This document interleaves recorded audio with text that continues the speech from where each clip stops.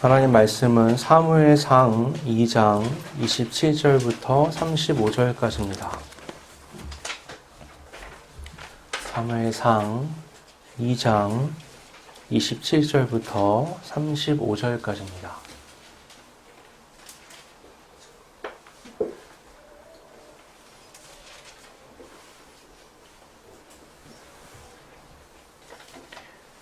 봉독하겠습니다. 하나님의 사람이 엘리에게 와서 그에게 이르되 여호와의 말씀에 너희 조상의 집이 애굽에서 바로의 집에 속하였을 때에 내가 그들에게 나타나지 아니하였느냐. 이스라엘 모든 지파 중에서 내가 그를 택하여 내 제사장으로 삼아 그가 내 제단에 올라 분향하며 내 앞에서 에봇을 입게 하지 아니하였느냐. 이스라엘 자손이 드리는 모든 화제를 내가 내 조상의 집에 주지 아니하였느냐. 너희는 어찌하여 내가 내 처소에서 명령한 내 제물과 예물을 밟으며 내 아들들을 나보다 더 중히 여겨 내 백성 이스라엘에 드리는 가장 좋은 것으로 너희들을 살찌게 하느냐. 그러므로 이스라엘의 하나님 나 여호와가 말하노라. 내가 전에 내 집과 내 조상의 집이 내 앞에 영원하리라 하였으나 이제 나 여호와가 말하노니 결단코 그렇게 하지 아니하리라. 나를 존중히 여기는 자를 내가 존중히 여기고 나를 멸시하는 자를 내가 경멸하리라. 보라, 내가 네 팔과 네 조상의 집 팔을 끊어 내 집에 노인이 하나도 없게 하는 날이 이를지라. 이스라엘에게 모든 복을 내리는 중에 너는 내 처소에 환난을 볼 것이요 내 집에 영원토록 노인이 없을 것이며 내 제단에서 내가 끊어버리지 아니할 내 사람이 내 눈을 쇠잔하게 하고 내 마음을 슬프게 할 것이요 내 집에서 출산되는 모든 자가 젊어서 죽으리라. 내 두 아들 홈니와 비느하스가 한 날에 죽으리니 그 둘이 당할 그 일이 내게 표징이 되리라. 내가 나를 위하여 충실한 제사장을 일으키리니 그 사람은 내 마음 내 뜻대로 행할 것이라. 내가 그를 위하여 견고한 집을 세우리니 그가 나의 기름 부음을 받은 자 앞에서 영구히 행하리라. 아멘. 여러분, 2달 만에 뵙게 돼서 참 기분이 이상합니다. 태어나서 처음인 것 같아요. 교회에 출석하면서 이런 일은. 아무튼 이 또한 지나가겠죠. 네, 더 큰 일이 있지 않기를 기도하면서 지내야 될 때인 것 같습니다. 오늘은 어린이 주일이죠.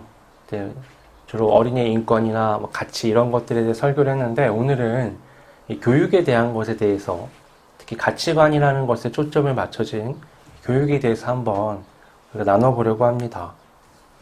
교육은요, 한 사람의 가치관을 세워나가는 데 있어서 대단히 중요한 역할을 합니다.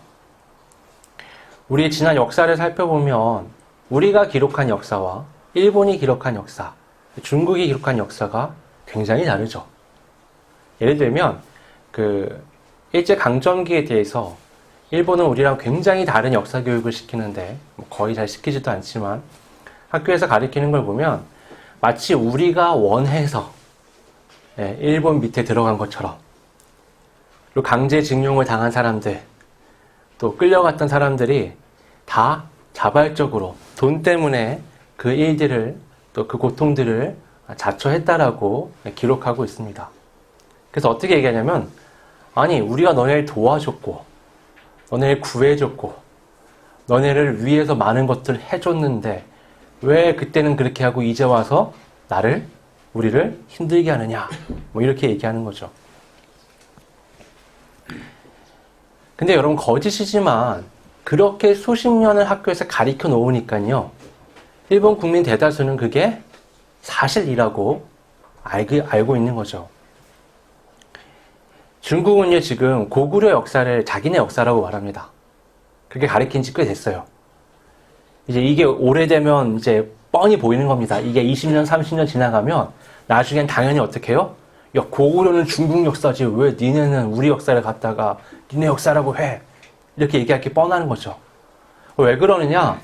속내는요, 조금만 우리가 생각할 수 있으면 알 수 있습니다. 만약에 북한 정권이 무너진다. 그럼 어떻게 돼요? 거기가 고구려 영토였잖아요. 그러니까 거기에 대한 역사적인 주권을 주장할 수 있는 거죠. 그런 부분까지 연결해보면 이 사람들이 사실이라는 게 있음에도 불구하고 다 정치적인 또 경제적인 어떤 이권을 가지고 이걸 왜곡시키고 있다라고 볼 수 있는 겁니다. 이게 우리나라의 틀로 이 다른 나라들의 역사 교육까지 보게 되면 이런 것들이 보이게 되는데, 하나님 나라의 틀로 지금 이 세계의 교육을 바라보면 어떤 것들이 보일까요? 예를 들면 하나님의 나라의 그 틀에서 바라보면 가장 걸리는 것 중에 하나가 진화론입니다. 여러분, 예전에는 진화론이 어땠냐면 이 단세포 동물에서 시작을 해서 다세포로, 그래서 어떻게 해요? 점점 발전을 해가지고 나중에 원숭이에서 사람으로까지 어떤 일직선상의 개념으로 진화 개념을 설명했다면, 요즘은 그게 자기들도 좀 이상한 걸 아나 봐요. 그러니까 아무리 생각해봐도 원숭이에서 사람으로 되는 과정 중간에 있는 뭔가를 발견하기가, 근거를 발견하기가 너무 어려운 거예요. 갖다 억지로 끼워 맞춰 봤지만 이게 뭔가 근거가 빈약한 거죠. 다른 동물도 봤는데 이게 유전자적인 어떤 연구가 계속 되다 보니까 종에서 종으로 변한다는 게 쉽지가 않은 거예요. 여러분, 인간이랑 원숭이랑 왜 원숭이에서 인간으로 진화됐다고 얘기하냐면 유전자 정보가 굉장히 비슷하기 때문이에요. 근데 예를 들어서 제가 정확히 기억이 안 나지만 98% 정확하다. 근데 그 2%의 차이가 어마어마한 겁니다. 사람의 유전자 정보를 꺼내면 지구에서 달까지 닿는다 그러잖아요. 근데 그 중에 2%라 그러면요, 어마어마한 거죠. 물이랑 수박이 더 가까워요. 인간과 원숭이보다는 물이랑 수박이 훨씬 가깝습니다. 그럼 물에서 수박이 됐냐? 이거 말이 안 되잖아요. 요즘은 진화론자들이 뭘 얘기하냐면 일직선적인 진화가 아니라 방사형. 그러니까 단세포 동물에서 이 방사형, 부채꼴 형태로 진화가 각자가 일어났다는 겁니다. 종이 여러 가지가 생겨났다는 거예요, 옆으로. 거기에서 뿌리 내리듯이 이제 진화되어 간다라고 얘기를 하는 겁니다. 그러면 그 문제가 해결되잖아요. 종에서 종으로 넘어가기 어렵다라는 문제가 이제 해결되는 겁니다. 이거든 저거든. 이걸요, 계속 학교에서 가르치다 보니까 현대인들은 어떠냐? 사람은 진화됐지. 성경의 창조론은 어때요? 야, 그건 말도 안 돼. 이렇게 생각하는 거예요. 여러분, 과학에는요, 무슨 법칙이라는 게 있잖아요. 이런 건 뭐예요? 확인이 가능한 거예요. 근데 무슨 론은 어떤 거냐? 그건 확인이 안 된 겁니다. 진화론은 결국에 뭐냐? 과학적인 그런 방식으로 따져봐도 확인이 안 된 거예요, 이건. 하나의 이론에 불과한 거죠. 근데 마치 지금 어때요? 이게 다 사실인 것처럼 우리가 받아들이고 있습니다.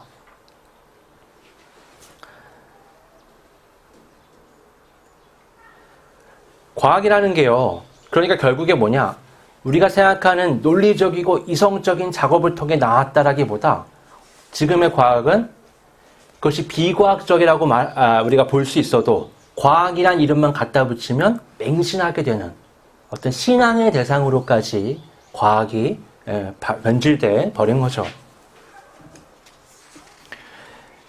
마치 옛날에 중세시대 때 카톨릭을 보면요, 카톨릭에서 하는 얘기들을 사람들이 다 그냥 믿었잖아요. 그게 성경에 나온 얘기인지 뭔지 따져보지 않고 교황이나 여러 가지 신부들이 와서 얘기를 하면 그걸 그냥 있는 그대로 받아들였습니다. 그런 것처럼 지금은 과학이란 이름을 갖다 붙이고 어떠한 저명한 사람이 어떤 연구 결과 이런 논리를 피면서 무언가를 얘기하면 우리가 다 어떻게 해요? 그냥 받아들이게 되는 거죠. 여러분, 오늘날 사이비 종교나 이단들을 봐도요, 뭔가 사람들이 이해하고 그걸 믿는 게 아니잖아요. 굉장히 맹목적인 형태로 그걸 쫓아갑니다. 그러니까 오늘날 사람들이요, 굉장히 똑똑하게 무언가를 잘 분별한다고 하지만 각 나라의 역사 교육이나 과학을 너무 맹목적으로 믿는 것들이나 사이비 종교나 이단에 빠지는 것들을 살펴봐도요, 우리는 옛날 사람들에 비해서 그렇게까지 똑똑해진 것 같지가 않은 거죠. 그런데 오늘날 사람들은요, 기독교 신앙은 굉장히 비상식적인 걸로 여깁니다. 그러니까 우리의 판단이라는 것이 우리가 갖고 있는 이 판단의 기준이라는 게 굉장히 모호함에도 불구하고 덮어놓고 기독교 신앙은 잘못된 것처럼 여기기도 해요. 그러면서 어떻게 해요? 과학을 하나님의 자리에 올려다 놓고 그것을 숭배하는 거죠. 이 하나님의 틀에서 세상의 교육을 보면 그렇게 맞지 않는 부분들이 있기도 한데요. 그러면 그 하나님의 기준으로, 하나님의 틀로 교회 교육을 한번 보죠. 여러분, 오늘날 교회는요, 교육을 잘하고 있을까요? 우리가 바른 교육을 하고 있을까요? 우리가 배웠죠? 가르쳐도 보셨죠? 우리가 다들 짧게는 뭐 한 10년, 길게는 뭐 아이들은 아니지만 몇십 년씩 우리가 교회 안에서 신앙생활 했잖아요. 기독교가 다른 종교랑 다른 큰 차이가 교육을 굉장히 강조한다는 겁니다. 그렇게 많이 가르쳐요. 어른이든 아이들이든 데려다가 성경을 많이 가르칩니다. 그러면 하나님의 관점, 하나님의 틀에서 우리가 가르치는 교육들은 잘 되고 있는 거냐?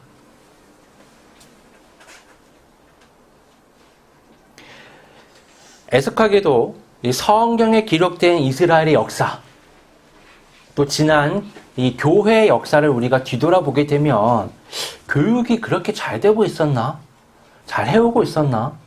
의심을 하게 됩니다. 여러분, 중세를 암흑기라고 부르는 이유가 뭐죠? 중세는 뭐가 특징적이죠? 중세는 어떻죠? 카톨릭이 엄청난 부와 또 권력을 갖고 있던 시대잖아요. 근데 아이러니하게도 그때를 뭐라고 부르느냐? 암흑기라고 부릅니다. 희한하게 교회가 앞장서서요, 사람들을 무지하게 만들었었어요. 성경 자체에 대한 이해가 부족하게 만들고 교회의 권위 앞에 무조건적으로 굴복하게 만들던 시절이 그때입니다. 그때 교회가 가장 흥왕했습니다. 교회가 가장 많은 가장 많은 권력을 가지고 거침없이 포교를 하던 때예요. 그 전에 막 무덤에 숨고 땅굴에 숨고 어떤 형벌을 받을까 봐 무서워서 신앙을 숨기고 살던 시대가 아니라 이때는 기독교 신앙을 갖지 않은 사람들이 오히려 공격을 받는, 복음을 전하기가 아주 편한 시대였단 말입니다. 그런데 그때 오히려 세상은 암흑기라고 평가를 해요. 여러분, 예수님을 우리가 뭐라고 말하죠? 성경을 보면 예수님이 빛이라고 말하죠. 어둠 가운데 오셨다라고 말씀합니다. 그럼 예수님이 오셨을 때 예수님이 이방 나라들 가운데 오셨나요? 이방 국가들이 있는데 오셨다 그러면 어둠 가운데 빛이 오셨다라는 게 이해가 선뜻되죠. 근데 예수님이 어디 오셨죠? 예, 이스라엘에. 그리고 공생의 때는 어디요? 예루살렘으로 가셨어요. 십자가를 지시기 위해서. 희한하죠? 왜 거기는 어둠으로 표현될까요? 그 당시에는요, 가장 큰 성전이 있었습니다. 대제사장을 비롯해서 뭔가 유대교의 모든 틀이 다 마련되어 있었을 때예요. 성경을 연구하는 서기관들, 성경을 잘 지키고 가르치는 바리새인들이 다 자리를 잘 잡고 있을 때였습니다. 이제 성경은 뭐라고 얘기하죠? 그때가 어둠이었다라고 말합니다. 예수님은 뭐라고요? 그 어둠을 비추는 빛이라고 말씀하시죠. 아이러니하죠. 예수님을 십자가에 못 박아 죽인 주범들은 그 대제사장들, 바리새인들, 서기관들이었습니다. 예수님을 보면서 너 신성모독이야! 라고 주장한 사람들이 누구예요? 성경을 가장 잘 알고 있다는 서기관들과 바리새인들이었습니다. 여러분, 그들은요, 하나님으로부터 성전을 받았습니다. 하나님으로부터 율법을 받았어요.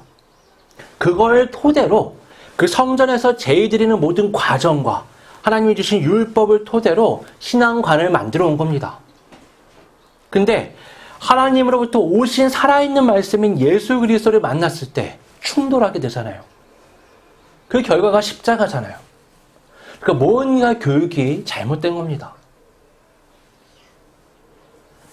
대체 무슨 일이 일어나고 있는 걸까요?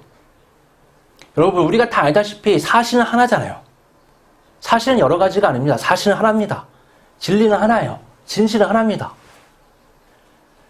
그런데 여러 가지 다른 가치관, 이 사실에 대해서 다른 가치관들이 생겨난다면 그건 왜곡된 지식, 왜곡된 교육, 왜곡된 관점 때문입니다. 심지어 교회 역사 안에까지 이런 것들이 빈번하게 보인단 말이죠. 대체 무엇이 문제일까요? 인간이 사실을 왜곡시키는 원인은 욕심 때문입니다. 그것이 개인의 욕심이든 어떤 집단의 욕심이든 욕심은 이 진실과 사실을 다르게 해석해서 바꿔버립니다. 여러분, 선악과에 대한 진실은 뭐였죠? 그걸 먹으면 죽는다입니다. 그게 하나님이 말씀하신 것이었어요. 근데 뱀의 말을 들은 아담과 하와가 그 사실을 바꿔버리죠. 뱀의 말을 듣고 나니까 어떻게 해요? 또 다른 가능성이 보이는 거예요. 저걸 먹으면 하나님처럼 될 수 있을 것 같다. 둘은 달라도 너무 다릅니다. 하나는 어떻죠? 죽는다. 하나는 하나님처럼 된다. 한 가지예요. 그 열매를 먹는다라는 건 같은 행동이지만 결과는 너무나 다른 거죠.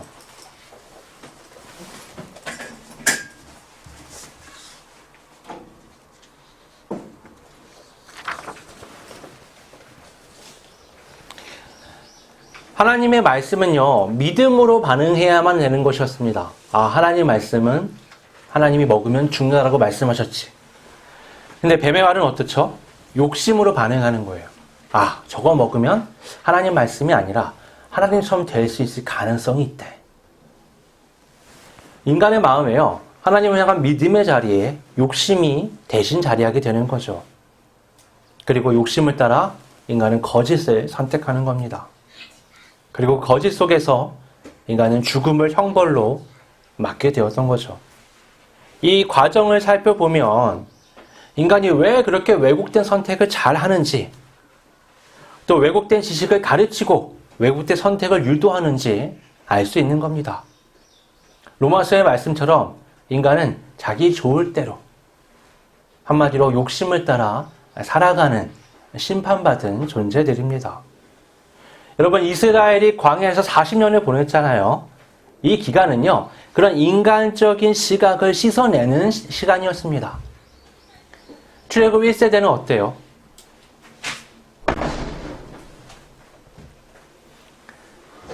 출애굽 1세대는 하나님의 말씀에 대한 불신을 가지고 계속해서 헛발질을 하죠.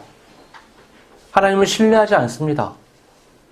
그래서 어떻게 해요? 계속해서 하나님 앞에 매를 맞는 식으로 광야에서 고생을 하게 됩니다.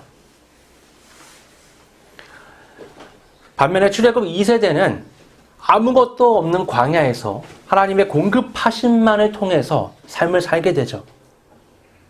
그러니까 내 바람과 욕심이 아니라 하나님의 말씀에 믿음으로 살아가는 게 무엇인지를 그 광야에서 배우게 되는 겁니다.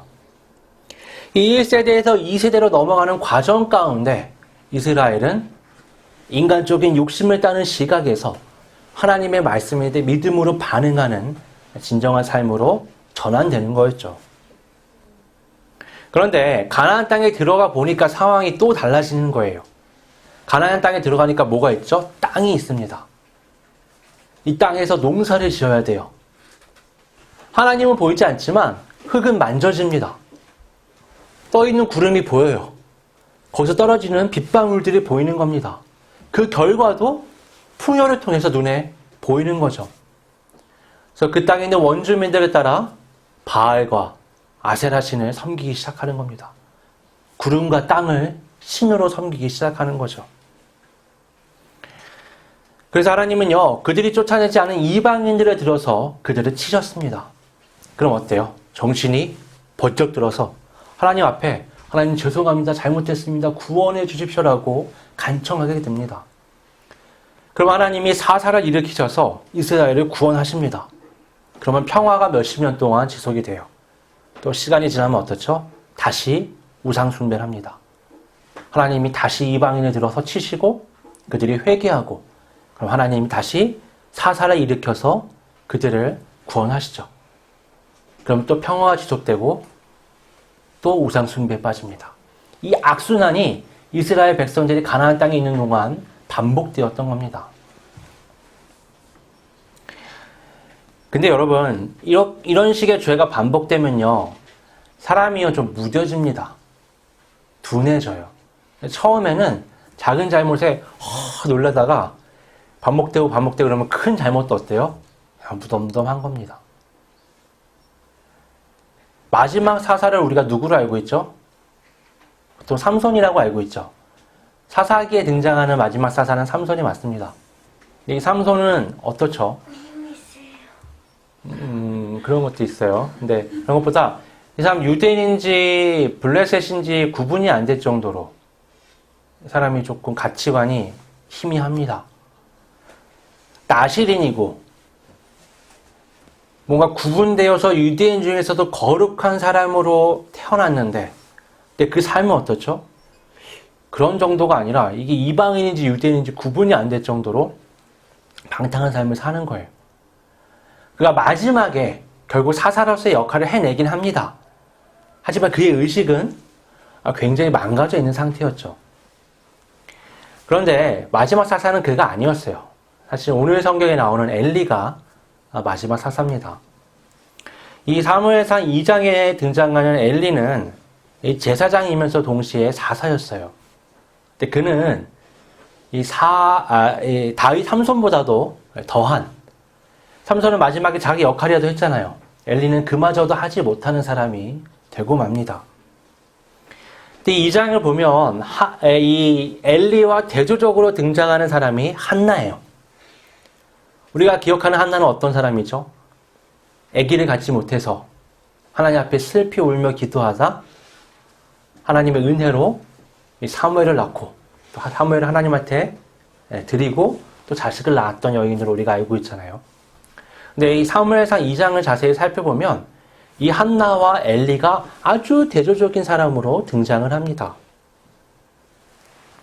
사무엘상 2장의 초반부는 뭐가 기록되어 있냐면 한나가 하나님을 찬양하는 내용들로 가득 차 있어요. 하나님을 있는 힘껏 찬양하고 올려드립니다. 후반부에 뭐가 기록되어 있냐? 하나님의 사람을 보내셔서 엘리에게 저주하시는 내용들이 기록이 되어 있습니다. 한쪽은 뭐예요? 하나님께 영광의 찬양을 드리고 한쪽은 하나님 앞에 저주를 받는 거예요. 굉장히 대조적이죠. 한나는 그러면 뭘 때문에 하나님을 그렇게 찬양하고 있느냐? 자기 아들 사무엘 때문에 하나님을 찬양하는 겁니다. 그럼 엘리는 왜 그렇게 저주받고 있느냐? 자기 두 아들 홈니와 비느하스 때문에 저주를 받고 있습니다. 한나의 찬양과 엘리의 저주만큼 이 두 양쪽의 집안의 아들들의 모습은 대조적입니다. 엘리의 두 아들이 홈니와 비느하스는요, 이 사람들도 제사장들이었어요. 행실이 정말 악했죠. 어떻게 하냐면, 사람이 하나님 앞에 제사 드리려고 이제 제물을 다 손질한 다음에 이걸 태워야 되잖아요. 근데 사람 시켜가지고 깡패같이 힘 좋은 애들을 보내가지고 그 고기를 생고기로 가져오게 하는 겁니다. 원래는 구워야 되거든요. 태워야 되는데 그걸 태우기 전에 날고기로 가져오라 그래요. 그럼 제사 드린 사람은요, 이 하나님이 정해주신 제사의 과정을 그러면은 망치게 되잖아요. 절대 안 된다. 이 깡패 같은 놈들이 와가지고 너 그거 안 되면 강제로 우리가 가져가겠다. 그냥 줄래? 맞고 줄래? 이런 식으로 협박하는 겁니다. 그걸 제사장이 시킨 거예요. 또 어떻게 하느냐? 고기를 삶고 있으면 거기다가 갈고리를 던져가지고 원래 정해진 부위가 있어요. 제사장 몫으로. 근데 아무거나 걸리는 고기는 다 내 거. 이런 식으로 사람들을 괴롭혔던 겁니다. 이런 악행을 이미 엘리는 다 듣고 있었죠. 성경에는 소년이라고 표현되어 있지만 사실은 젊은 청년들이었습니다. 그러니까 사리 분별을 할 수 있을 만큼 성장했다는 거죠. 반면에 사무엘은 어땠냐? 아주 애기였어요. 너무 어렸습니다. 이제 젖을 막 뗀 아이로서 하나님의 성전에 와서 하나님을 섬기기 시작했던 거죠. 18절에 보면 그는요, 세마포 에봇을 입고 있다고 말하는데 이 에봇은 제사장이 하나님 앞에 설 때 입었던 옷의 한 부분입니다. 이 의복을 이 젖을 막 뗀 아이가 하나님 앞에서 서면서 입고 있었다는 거예요. 굉장히 대조적이죠. 여러분, 한나는 어떤 사람이냐? 원래 아이를 생산 못합니다. 그 여자는 너무나 슬픔에 빠졌고 이 성전에 올라올 때마다 분노와 슬픔을 안고 하나님 앞에 와서 원통함을 호소하던 여자였어요. 하나님의 그녀를 불쌍히 여겨주시고 사무엘을 낳게 하셨죠. 이 여자가 그 기도를 할 때 뭐라고 선했냐면, 하나님, 나에게 아들을 주시면 내가 그 아들을 하나님께 평생 드리겠습니다. 그리고 그 아들을 주셨기 때문에 젖을 떼자마자 어떻게 해요? 이제 하나님 앞에 드리기 위해 나아왔던 거죠. 하나님은 한나에게 복을, 엘리에게는 저주를 하셨는데 그 내용도 굉장히 대조적이죠. 한나는 어떻게 복을 받았어요? 사무엘을 하나님 앞에 드리고 새 아들과 두 딸을 더 낳게 됩니다. 반면에 엘리는 한 날에 두 아들을 다 잃어버리게 돼요. 그리고 그 집안에 대대손손 늙은이가 없을 것이다. 그 말은 뭐예요? 다 단명할 거다. 다 젊어서 죽을 것이다 라는 저주를 받게 됩니다. 이런 복과 저주는 각자가 하나님 앞에 어떻게 행동을 했느냐에 따른 결과였습니다. 한나는 어떻게 해요? 하나뿐인 아들을 하나님께 드렸잖아요. 그건 약속된 것이었긴 하지만 그걸 행동으로 옮기는 건 결코 쉬운 게 아니죠. 어렵게 얻은 아이일수록 그 아이는요, 부모에게 엄청난 가치를 갖습니다. 그런데 어떻게 해요? 그녀는 그 아이보다도 하나님과의 약속을 더 중요하게 여긴 겁니다. 그래서 하나님 앞에 이 아이를 드린 거죠. 반면에 엘리는 사사이면서 제사장이었음에도 불구하고 두 아들을 하나님보다 더 크게 여긴 겁니다. 그는요, 두 아들의 악행을 이미 잘 알고 있었습니다. 너무 많이 들려와요. 근데 하는 게 뭐예요? 고작 데려다가 타이르는 겁니다. 너네 뭐 때문에 그러니? 왜 그러니? 이미 이 얘기가 많이 들리고 있다. 그러지 말아라, 내 아들들아. 이런 식으로 말하는 것밖에 없는 겁니다. 그래서 하나님 뭐라고 말씀하시죠? 29절에 엘리가 하나님보다 아들들을 더 중요하게 여긴다. 그래서 어떻게 해요? 성소의 제물과 예물을 짓밟고 드려지는 가장 좋은 걸로 니들이 살찌고 있다 라고 평가하십니다. 그러면서 뭐라고 말씀하시냐면 28절에 야, 내가 너의 조상들을 선택해서 에봇을 입히지 않았냐? 그 제사장을 상징하는 옷을 내가 입히지 않았냐? 29절 지나고 30절에 이제는 내가 영원하리라던 그 제사장 직분 이제는 파기한다. 약속은 깨졌다. 너희 집안의 제사장은 이제 없을 것이다. 대신 다른 사람을 일으킬 것이야 라고 말씀하십니다. 여러분, 우리가 아까 말했지만 18절에 사무엘이 어리지만 에봇을 입고 있었잖아요. 근데 엘리에게 뭐라고요? 너네 입고 있는 그 에봇 이제 입지 못할 거야 라고 하나님 말씀하시는 거예요. 어떤 그림이 그려지냐면은 이들이 입고 있는 에봇을 벗겨가지고 어린 사무엘에게 하나님이 입히시는 것 같은 그림이 그려지는 거죠. 이어서 35절에 하나님이요, 하나님께서 기뻐하시는 하나님의 기준에 맞는 제사장의 모습이 어떠한가 설명하십니다. 내가 나를 위하여 충실한 제사장을 일으키리니 그 사람은 내 마음, 내 뜻대로 행할 것이라. 내가 그를 위하여 견고한 집을 세우리니 그가 나의 기름 부음을 받은 자 앞에서 영구히 행하리라. 하나님의 마음과 뜻을 행하는 자. 그것이 하나님께서 선택하시는 제사장의 기준이라는 겁니다. 이 나의 기름 부음을 받은 자 앞에서 영구히 행하리라. 이거는 가깝게는 다윗을 의미하는 거지만 근본적으로는 예수 그리스도를 의미하는 겁니다. 여러분, 우리를 뭐라 그러죠? 하나님 앞에 왕 같은 제사장이라고 하죠. 그러니까 기름 부음을 받았다라는 이 사람들이 선지자, 제사장, 왕으로 말하는데 우리가 예수 그리스도의 이름으로 세례를 받을 때 우리도 거룩한 기름 부음을 받은 자가 되는 겁니다. 하나님이 선택하시는 하나님의 사람들의 기준이 뭐예요? 하나님의 뜻과 하나님의 마음을 행하는 자. 그가 어떻게 해요? 나의 기름 부음 받은 자. 하나님이 세우신 예수 그리스도 앞에서 영원히 행할 것이다. 그것이 하나님이 선택하시는 가치관을 가진 사람들입니다. 한나의 가치관은요, 어린아이지만 그 사무엘을 통해서 나타나는 겁니다. 엘리의 가치관은요, 그 두 아들을 통해서 나타나는 거예요. 여러분, 세상 사람도 다 알잖아요. 아이를 보면 뭐예요? 부모가 보이잖아요. 부모의 말, 부모의 행동, 부모의 사고, 부모의 논리, 부모의 가치관을 아이가 배워서 똑같이 흉내내며 살아가는 겁니다. 한나의 가치관은 사무엘을 통해서, 엘리의 가치관은 홈리와 비느하스를 통해서 드러났던 겁니다. 여러분, 한나가요, 매년 성전에 올라갈 때마다 그 아들이 크는 걸 보잖아요. 그럼 어때요? 얼마나 이걸 데려가고 싶겠어요. 근데 이 여자가요, 꾹 참고 1년 동안 뭘 하냐면은 그 아들을 입힐 에봇을 걸 의복을 이제 만드는 겁니다. 1년 내내. 클 때마다 거기에 맞춰서.